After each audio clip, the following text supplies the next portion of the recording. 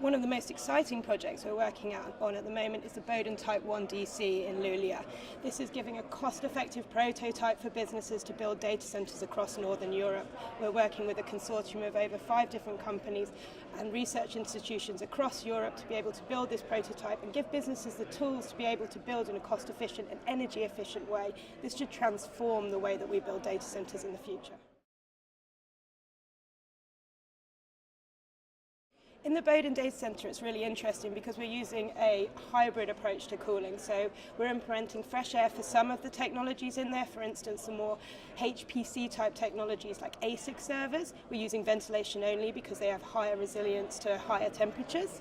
And then on the other side of things, on the normal type of compute equipment, we're using a hybrid cooling strategy of not only ventilation but also additional evaporative cooling. So on the very hot days, you can implement evaporative cooling to lower those temperatures. Now, the benefit of this is because ventilation equipment is fundamentally cheaper, you can reduce the cost of the whole facility and also the use of evaporative cooling by implementing ventilation on top of it.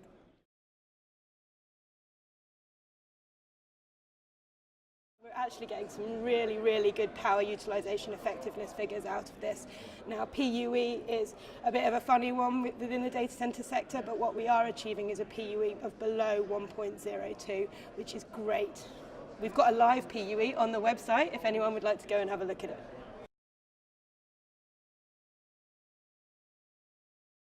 Well, whatever type of building that you're looking at, whether it be an industrial building, a data center, a gym, it's all about optimizing the cooling, the fan use for that environment. On the data center side, we're very lucky to work with some people in the Bowden project on optimizing a holistic approach to data center management. So that's bringing together the cooling providers, the hardware providers, and the DCIM providers to be able to bring those systems together and truly optimize energy use. On the industrial side of things, it's about constantly reassessing what your heat load is in your building and then building an intelligent system around that that can adapt to different environments and different heat loads.